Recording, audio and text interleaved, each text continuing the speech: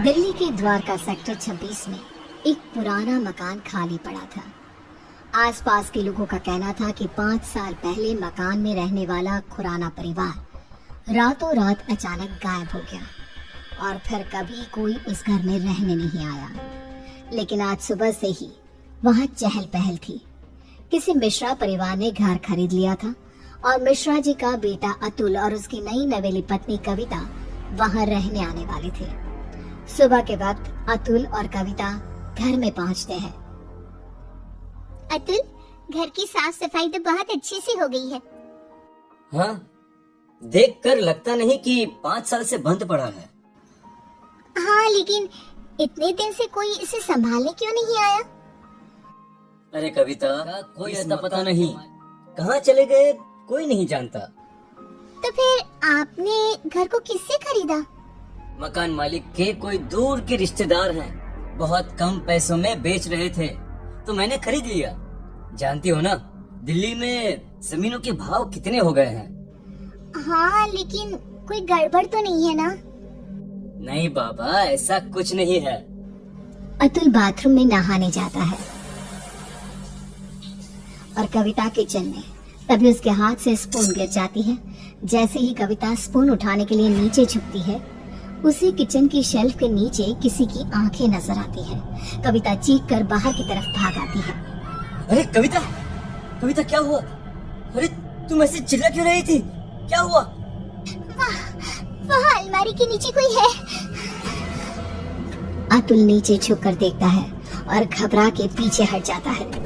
मैंने कहा था ना, कुछ है वहाँ पर। अतुल, चलो हम यहाँ से चलते हैं। तुम भी ना कविता, वहाँ कॉकरोच है और कोई भूत नहीं है। एंड आई नो तुम्हें कॉकरोच से कितना डर लगता है। अतुल, मैं सच कह रही हूँ, वहाँ कॉकरोच नहीं बल्कि कुछ और था। किसी की आंखें। मुझे डर लग रहा है, मैं यहाँ नहीं रह सकती। अतुल कविता की बात नहीं सुनता और रात होने की वजह से कविता को सोने के लिए कहता है। डर की वजह से कविता को नींद नहीं आ रही थी। तभी उसकी नजर कमरे की छत पर लगे फैन के पास एक मकड़ी पे जाती है। वो मकड़ी को देखने लगी। देखते ही देखते कविता को एहसास होता है कि मकड़ी का आकार बढ़ता जा रहा है। कविता घबरा कर चीखने की कोशिश करती है, पर तभी वो देखती है कि मकड़ी एक डरावनी शक्ल में बदल गई। अतुल, उठो, वो देखो। क्या हुआ कविता? तुम ठीक तो हो ना? क्या हुआ? वो देखो अतुल, वो कौन है? और कौन? एक छोटी सी। इस घर में कुछ अजीब है अतुल, हमें यहाँ नहीं रहना चाहिए। ऐसा कुछ नहीं है, बेकार में डर रही हो तुम।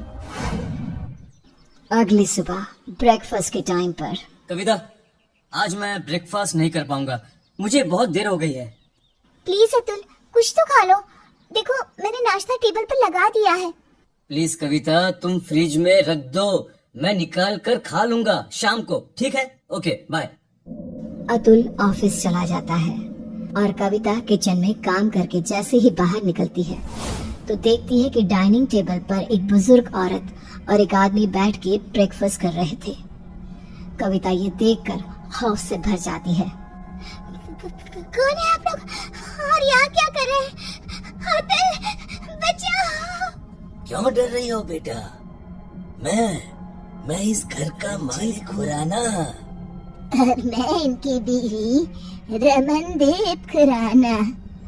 लेकिन आप लोग तो गायब। मेरा मतलब। किसने कहा? अरे हम तो यहीं रहते हैं, इसी घर में। वो देखो, हमारे कपड़े, सारा सामान सब तो है। लेकिन बेटा, जब से तुम आई हो ना, हम बड़े खुश हैं। अकेले पड़ गए थे ना। कविता ने चारों तरफ देखा और वो हैरान रह गई कि घर में खुराना और उसकी बीवी के कपड़े और सामान नजर आ रहा था।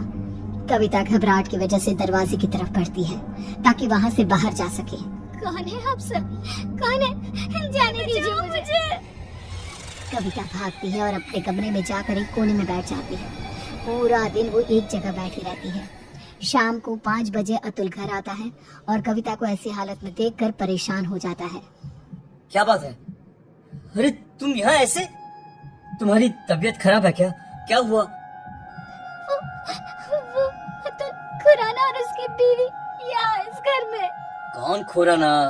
कविता, ये क्या बहकी बहकी बातें कर रही हो तुम? इस घर के मालिक अतुल वो यही है, इसी घर में। मैंने उन्हें देखा है और उनकी बेटी भी। तभी कविता ने देखा कि बुजुर्ग औरत, आदमी और उनकी बेटी कविता के ठीक सामने आकर खड़े हो गए।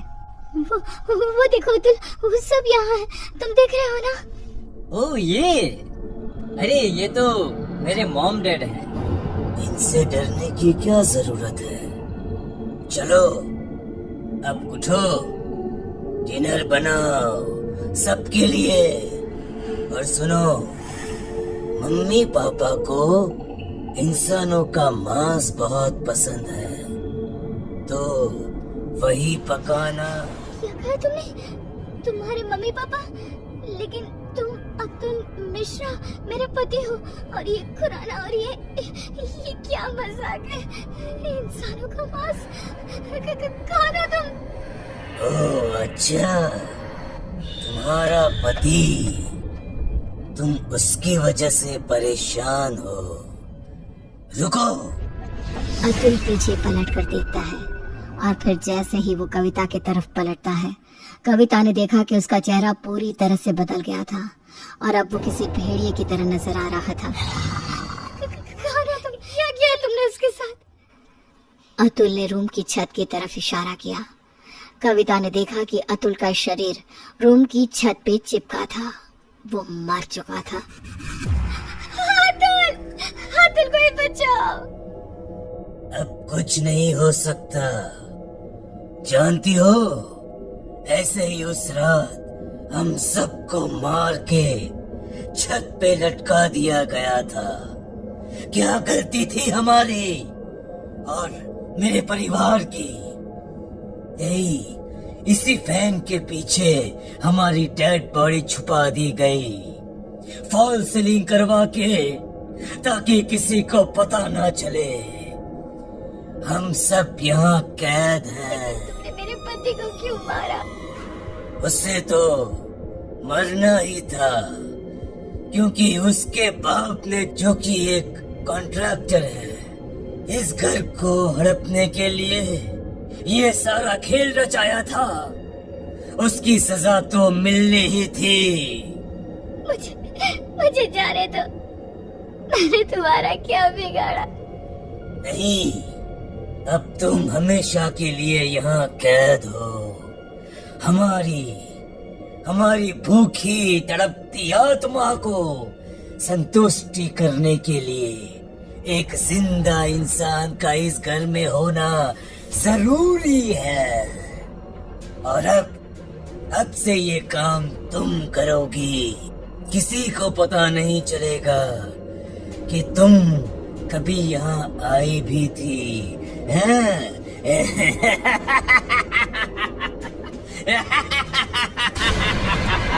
उसके बाद सेक्टर 26 में एक खबर और फैल गई कि खुराना के मकान में रहने आए अतुल और कविता भी अचानक से गायब।